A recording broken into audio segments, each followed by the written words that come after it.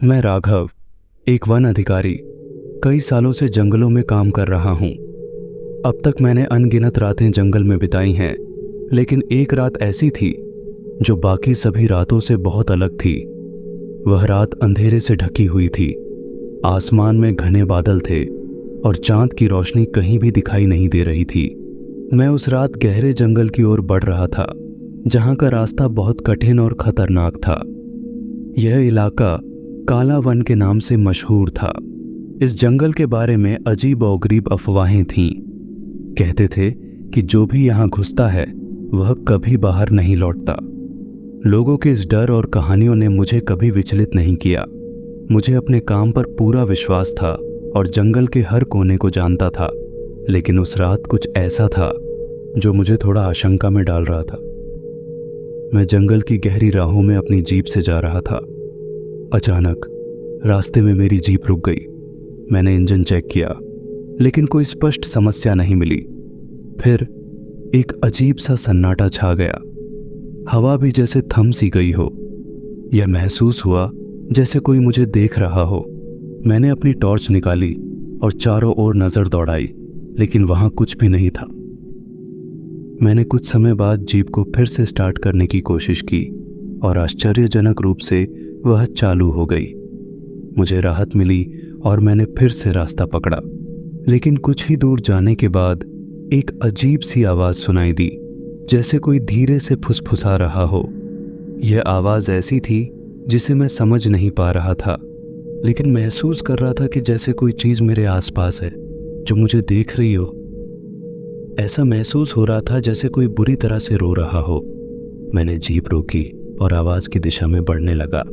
जंगल में रात के समय आवाजें ज्यादा स्पष्ट सुनाई देती हैं, इसीलिए मैंने सोचा कि कहीं कुछ अजीब तो नहीं हो रहा। आवाज का पीछा करते हुए मैं एक पुराने जर्जर घर के पास पहुंचा जो जंगल के बीचों बीच खड़ा था। यह घर काफी पुराना और टूट फूट का शिकार लग रहा था। मैंने टॉर्च की रोशनी उस दिशा में डाली और देखा कि घर का दरवाजा खुला हुआ था। मेरे मन में डर का एहसास हुआ, फिर भी मैंने अंदर जाने का फैसला किया। घर में कदम रखते ही एक ठंडी हवा का झोंका महसूस हुआ, मानो कोई अदृश्य ताकत मुझे अंदर की ओर खींच रही हो। अंधेरे में सब कुछ और भी डरावना लग रहा था, जैसे किसी गहरी शक्ति की मौजूदगी हो। टॉर्च की मध्यम रोशनी में मैंने देखा कि दीवारों पर कई पुरानी तस्वीरें टंगी हुई थीं। तस्वीरों में एक ही परिवार के सदस्य थे, लेकिन उनके चेहरों पर एक अजीब सी उदासी थी, जैसे किसी गहरे दर्द का एहसास हो। तभी अचानक मुझे फिर से वही रोने की आवाज सुनाई दी। मैं डरते डरते टॉर्च की रोशनी आवाज की ओर ले गया और देखा कि एक पुराने कमरे में एक महिला बैठी हुई थी। उसकी साड़ी पुरानी और फटी हुई थी और उसके बाल बिखरे हुए थे। वह महिला अपने हाथों से अपना चेहरा छुपाए जोर जोर से रो रही थी। मेरे दिल की धड़कन तेज हो गई, लेकिन मैंने साहस जुटाया और धीरे से पूछा, आप कौन हैं और यहाँ क्या कर रही हैं? वह महिला एक पल के लिए चुप हो गई, फिर धीरे धीरे उसने अपना चेहरा ऊपर उठाया। उसके चेहरे पर घाव थे जो गहरे और भयानक लग रहे थे। उसकी आंखें पूरी तरह से लाल थीं, जैसे खून से सनी हों। मुझे उस दृश्य से डर लगने लगा और मैं इंस्टिंक्टिवली पीछे हटने लगा। लेकिन ऐसा महसूस हुआ जैसे मेरे पैर बर्फ में जम गए हों, बिल्कुल हिल नहीं पा रहे थे।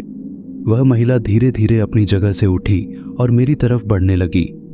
मेरे दिल की धड़कन तेज हो गई और डर से मेरी सांस रुकने लगी। मैंने किसी तरह से खुद को संयमित किया और वहां से भागने की कोशिश की, लेकिन तभी एक अजीब सा शोर हुआ और दरवाजा अपने आप बंद हो गया। पूरा घर अचानक अंधेरे से भर गया। मैंने टॉर्च की रोशनी बंद कर दी और चारों ओर देखा, लेकिन कुछ भी दिखाई नहीं दे रहा था। तभी मुझे यह महसूस हुआ कि कोई मेरे पीछे खड़ा था। डरते हुए मैंने धीरे धीरे पीछे मुड़कर देखा और देखा कि वही महिला बिल्कुल मेरे पीछे खड़ी थी। उसकी आंखों में गहरी नफरत और दर्द का मिश्रण था। उसने कहा, तुम्हें यहाँ नहीं आना चाहिए था। अब तुम्हारा भी वही हाल होगा जो हमारे परिवार का हुआ था। मैंने धीरे से पूछा, तुम्हारे परिवार का क्या हुआ था? वह महिला कुछ पल चुप रही, फिर बोली, हमारे परिवार को इस जंगल की आत्माओं ने मार डाला। अब हम भी इन जंगलों का हिस्सा बन गए हैं और अब तुम भी एक हिस्सा बनोगे। इतना कहकर वह अचानक गायब हो गई और उसके बाद घर के अंदर का माहौल और भी भयावह हो गया। मैं किसी तरह दरवाज़ा खोलने की कोशिश करने लगा, लेकिन दरवाज़ा जैसे जाम हो गया था, मानो कोई बाहर से उसे मजबूती से बंद कर रहा हो। मैंने उन्हें पूरी तरह से नज़रअंदाज कर दिया और अपनी गति तेज कर दी। जंगल से बाहर निकलते वक्त अचानक मुझे महसूस हुआ कि मेरी जेब में कुछ चीज़ है। मैंने अपनी जेब में हाथ डाला और देखा कि एक पुराना लॉकेट रखा हुआ था। जब मैंने उसे खोला तो मुझे अंदर उसी महिला की तस्वीर मिली जिसे मैंने पहले घर में देखा था। ये देखकर मेरी आंखों में अंधेरा छा गया। मुझे समझ आ गया कि अब मेरा जीवन उन रहस्यमयी घटनाओं और आत्माओं से जुड़ चुका है। अब मैं भी उनके अतीत और उनके परिवार की एक अनकही कहानी का हिस्सा बन चुका था। उस लॉकेट ने मुझे एक नई राह पर डाल दिया था, जहां अब मेरा अस्तित्व उन अजीब और डरावनी शक्तियों के अधीन था। उस रात के बाद मैंने अपनी नौकरी छोड़ दी और उस डरावने जंगल से दूर एक अलग जगह पर चले जाने का निर्णय लिया। फिर भी वो रात और वहाँ की आत्माएं मेरे सपनों में बार बार आकर मुझे डराती थीं। हर रात जब भी मैं सोने की कोशिश करता तो मुझे वही आवाज़ें सुनाई देती, जैसे किसी का विलाप और गहरी पीड़ा। मुझे लगने लगा था कि शायद मैं भी अब उस जंगल का हिस्सा बन चुका हूँ, भले ही मैं वहाँ से शारीरिक रूप से दूर हो चुका था। वो भयानक रात और उसकी डरावनी यादें हमेशा मेरे साथ रहती हैं। मैंने अपनी ज़िंदगी को एक नई दिशा देने के लिए अपनी पुरानी नौकरी छोड़ दी, लेकिन उन यादों से छुटकारा पाना मुमकिन नहीं था। अब मैं एक छोटे से गांव में बस चुका था, लेकिन जंगल की छाया और वहाँ की आत्माओं का डर मेरे मन से कभी नहीं मिटा। वो रात मेरी जिंदगी का सबसे डरावना और अनहोनी दिन बन चुका था। रात के समय जब मैं सोने की कोशिश करता तो अजीब सी आवाज़ें सुनाई देती। कभी लगता जैसे कोई मुझे पुकार रहा हो और कभी दूर से रोने की आवाज़ें आती। यह सब मुझे बहुत डराने लगा था। मुझे नींद में भी डरावने सपने आते और हर रात वही सब बातें फिर से घटने लगती। एक दिन मेरे पुराने दोस्त अर्जुन, जो खुद भी एक वन अधिकारी था, मुझसे मिलने आया। मैंने उसे अपनी परेशानियों के बारे में सब कुछ बताया। वह मेरी बातों को बड़े ध्यान से सुनता रहा, फिर बोला, राघव, यह सब किसी अनसुलझे रहस्य की वजह से हो रहा है। यह आत्माएं शायद किसी पुराने अंजाम से जुड़ी हों और हमें उनका कारण पता लगाना होगा। अर्जुन का कहना था कि हमें यह रहस्य सुलझाना चाहिए ताकि यह घटनाएं खत्म हो सकें। शुरू में मुझे थोड़ा संदेह था, लेकिन अर्जुन ने मुझे भरोसा दिलाया। उसने कहा, हम मिलकर इसे सुलझा सकते हैं। मैंने भी उसके साथ उस रहस्यमय जंगल में जाने का फैसला किया। हमने जंगल में जाने से पहले पूरी तैयारी की। टॉर्च, खाने पीने की सामग्री और कुछ धार्मिक प्रतीकों को साथ रखा ताकि कोई अनहोनी घटना न हो।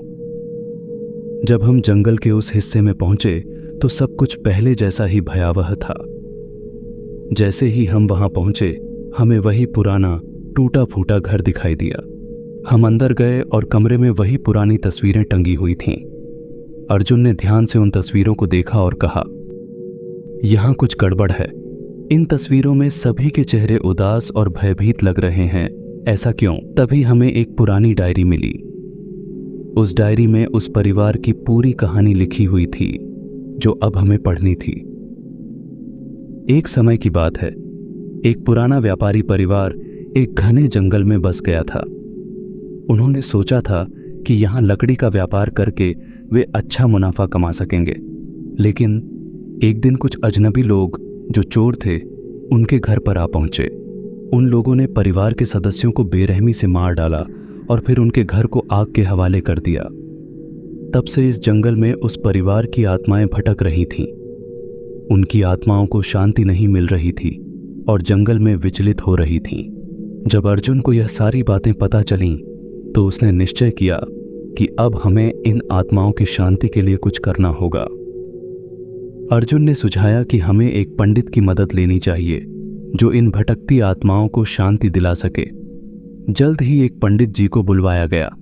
पंडित जी ने कहा कि इन आत्माओं को शांति देने के लिए हमें यहाँ यज्ञ करना पड़ेगा और विशेष मंत्रों के जरिए प्रार्थना करनी होगी। अगली रात यज्ञ की तैयारी की गई और पंडित जी ने मंत्रोच्चार करना शुरू किया। हम सभी ने मिलकर पूरी श्रद्धा के साथ प्रार्थना की ताकि उन आत्माओं को शांति मिल सके और उनका विश्राम हो सके। तभी अचानक तेज हवाएं चलने लगीं और घर के अंदर की रोशनी मद्धम पड़ने लगी। ऐसा लगा जैसे कुछ अदृश्य शक्तियां हमारे पास आकर हमें रोकने की कोशिश कर रही हों। पंडित जी ने हमें शांत रहने का आदेश दिया और मंत्रों का जाप करना जारी रखा। कुछ ही देर में हवाएं शांत हो गईं और वातावरण में एक अजीब सी शांति छा गई। यह महसूस हुआ जैसे उस स्थान की बसी हुई आत्माओं को मुक्ति मिल गई हो। पंडित जी ने बताया कि अब उन आत्माओं को शांति मिल गई है और अब यह जंगल तथा यह घर सुरक्षित हैं। उस रात के बाद मुझे कभी वह डरावने सपने नहीं आए और न ही कहीं से रोने की आवाज़ें सुनाई दीं। ऐसा महसूस हुआ जैसे जीवन में पहली बार सच्ची शांति का अनुभव हो रहा हो। मुझे एहसास हुआ कि मेरा दोस्त अर्जुन बिल्कुल सही था। हमने मिलकर उस रहस्य को सुलझा लिया था और उन आत्माओं को शांति दी थी। अब वह जंगल फिर से हरा भरा और शांतिपूर्ण हो गया था।